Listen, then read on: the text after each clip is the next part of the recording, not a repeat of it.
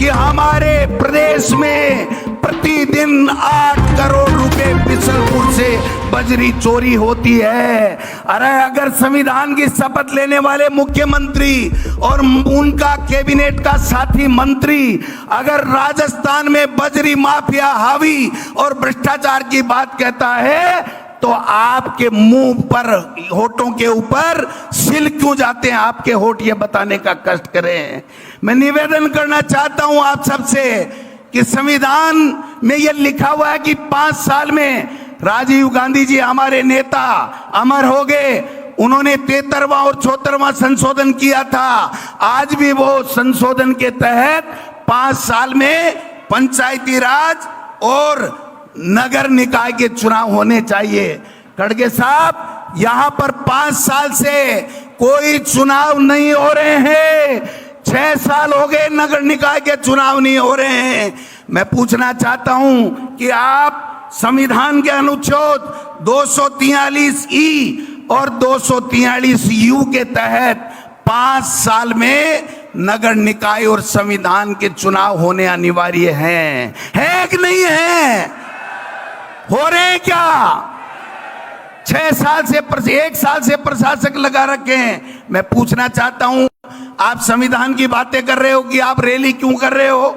ये रैली इसलिए कर रहे हैं कि आप संविधान को नहीं मान रहे हो, सुप्रीम कोर्ट के आदेश को नहीं मान रहे हो। सुप्रीम कोर्ट ये कह रहा है कि 5 साल से ज्यादा आप किसी भी रूप में परिसीमन का नाम लेकर के या कोई भी नाम लेकर के आप समय नहीं निकाल सकते। 1 साल ऊपर हो गया। 1 स्टेट 1 इलेक्शन की बात करने वालों से पूछना चाहता हूं कि तुम्हारी केंद्र में सरकार है, तुम्हारी राजस्थान में सरकार है, आपने कौन सा कानून पारित किया, कौन सा संविधान में संशोधन किया कि आपको यह अधिकार मिल गया कि आप मर्जी आए जब नगर निकाय के और पंचायत राज के चुनाव करोगे? मैं पूछना चाहता हूं आपसे, आप आवाज दबाना चाहते हो विपक्ष की?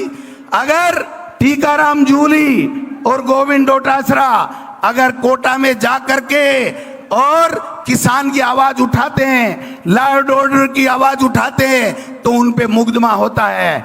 एक मुख्यमंत्री को एक कार्यकर्ता अगर सीकर में काला झंडा दिखा करके कहता है कि जिले और संभाग क्यों खत्म कर दिए, हमको बताओ हमारा गुनाह क्या है, तो उसके ऊपर उसको जेल के सलाखों में उसकी आतंकवादी की तरफ परेड निकाली जाती है। मैं इस मंच से माननीय मुख्यमंत्री जी और सरकार में बैठे हुए लोगों से पूछना चाहता हूं, अरे परेड तो आपको डबल इंजन की सरकार को उस आतंकवादियों की निकाल करके जवाब देना चाहिए, खून का बदला खून से लेना चाहिए, वो आप कर नहीं रहे हो। और एक कार्यकर्ताओं को काले झंडे दिखाते ही अरे हमारे नेता प्रतिपक्ष को मंदिर में जाने से आप मंदिर से गंगा जल की से धुलवाई करते हो, आपको शर्म आनी चाहिए। आप इसीलिए कह रहे हैं कि आप संविधान को मानने वाले लोग नहीं हैं। आप इस प्रकार से आज महिलाओं के साथ में अत्याचार हो रहे हैं, आप हो रहे हैं कि नहीं हो रहे हैं, आप बताइए। तो इसलिए मैं निवेदन करना चाहता हूं, आप खड़गे साहब को सुनेंगे। खड़गे साहब, ये आम कार्यकर्ता नहीं है, ये वो कार्यकर्ता, वो बब्बर शेर है जिसने लोकसभा में भारतीय जनता पार्टी के 11 मोरिये बुलाए हैं। बुलाए कि नहीं बुलाए बताओ आपने? ये 11 सीट इंडिया गठबंधन को देने वाला वो कार्यकर्ता है। ये सारे पदाधिकारी आए हैं। मैं आपसे निवेदन करना चाहता हूं, आप हमें काम दीजिए, गांव गांव जाएंगे, ढाणी ढाणी जाएंगे, ब्लॉक में जाएंगे और इस पर्ची को भी बदलेंगे और इस पर्ची के आका को भी बदल करके दिल्ली में हमारा झंडा फहराने का काम करेंगे। आप आए हो, आपका बहुत बहुत स्वागत, हम बड़ा स्वागत करते। लेकिन आपने निर्देश दिए थे कि निर्दोष 27-28 हमारे इंडियन शहीद हो गए हैं आतंकवादियों की गोली से। इसलिए हमारा स्वागत मत करना केवल सूत की माला, लेकिन मैं कहना चाहता हूं ये हमारा उधार रहेगा। आप दोबारा केसी वेणुगोपाल जी से आग्रह है, खड़गे साहब और राहुल गांधी जी को लाइए, हम दिखा देंगे इस राजस्थान में कांग्रेस जिंदा ही नहीं है।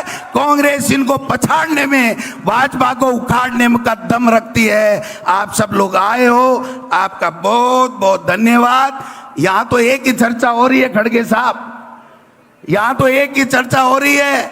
मंत्री कह रहे हैं कि मंत्रिमंडल का विस्तार कब होगा, आईएएस कह रहे हैं कि हमारी लिस्टें कब आएंगी, और आम जनता कह रही है ये राजस्थान की पर्ची कब बदलेगी। ये बात यहां पर हो रही है। आप सबका स्वागत, आप सबका भी दिल की गहराइयों से प्रदेश अध्यक्ष होने के नाते आपका बहुत बहुत स्वागत, बहुत बहुत अभिनंदन, धन्यवाद। जय हिंद, जय भारत।